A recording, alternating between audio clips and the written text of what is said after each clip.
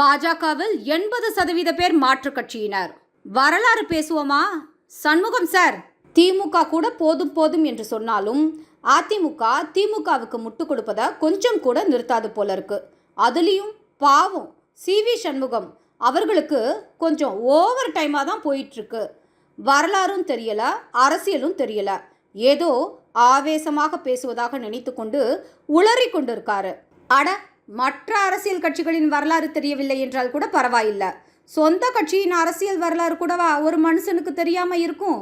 புதுச்சேரி மீது ஜெயலலிதா காலத்தில் தான் சிறப்பு கவனம் செலுத்தப்பட்டதாம். அதனால்தான் தொடர்ந்து 6 பேர் வரை எம்எல்ஏவாக இருக்காங்களாம். நல்லா இருக்குது சார் உங்கள் கட்சி பற்றிய பெரிய புரிதல். எம்ஜிஆர் முதல்வர் ஆவதற்கு முன்பே அதிமுக சார்பாக ஒரு முதல்வர் புதுச்சேரியில் தான் முதலில் தேர்ந்தெடுக்கப்பட்டார். இந்த அடிப்படை வரலாறு கூட புரியாம நீங்க பேச வந்துட்டீங்க. இன்னொரு புது கண்டுபிடிப்பு வேற நிகழ்த்தியிருக்கார் சிவி சண்முகம். அதாவது பாஜகவில் இப்போது இருப்பவர்கள் 80% பேர் மாற்று கட்சியிலிருந்து இணைந்தவர்களாம். ஆமா, இதுல என்ன தவறு இருக்கு?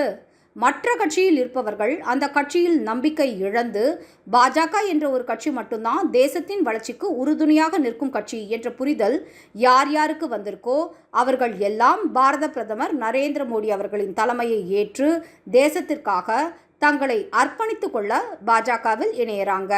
சொல்லப்போனால் தமிழகத்திற்கு நீங்கள் சொல்வது போல பாஜக கண்டிப்பாக ஒரு புதிய கட்சி தான். இத்தனை குறுகிய காலத்தில் தேசிய சிந்தனையையும் தெய்வீக சிந்தனையையும் முன்னிறுத்தி 80% தொண்டர்களை பாஜக மற்ற கட்சியிலிருந்து ஈர்த்து வருகிறது என்றால் பாஜக இப்போது அடைந்திருப்பது எல்லாம் அபிரிதமான வளர்ச்சி என்பதை நீங்களே ஒத்துக்கொள்வீங்க. அதைவிட ஒரு முக்கியமான விஷயம், இப்போ நீங்கள் ஒரு கட்சியிலிருந்து பேசுகிறீங்களே அதிமுக, அந்த கட்சி நிறுவனர் எம்ஜிஆர் அவர்களே திமுக என்ற கட்சியிலிருந்து வெளியே வந்தவர் தான். எம்ஜிஆர் திமுகவை எதிர்த்து வெளியே வந்தபோது லட்சக்கணக்கான திமுக தொண்டர்களும் திமுகவை எதிர்த்து எம்ஜிஆருடன் இணைந்தாங்க.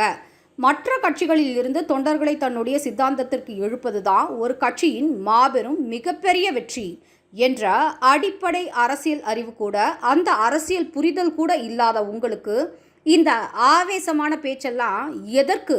தெர்மோகோல் ஆராய்ச்சியை விட உங்களுக்கு சிரிக்க வைக்கும் ஆராய்ச்சி பேச்சுகள் பிரமிப்பு கொடுக்குது. திமுகவை வீழ்த்தும் வல்லமை பாஜகவுக்கு மட்டும்தான் இருக்கு என்று உணர்ந்தவுடன் பங்காளி கட்சியான அதிமுக திமுகவிற்கு உதவ ஓடோடி வருது. திமுகவது புள்ளி வைத்த கூட்டணி வெல்லும் என்று ஒரு குருட்டு கனவில் இருக்காங்க.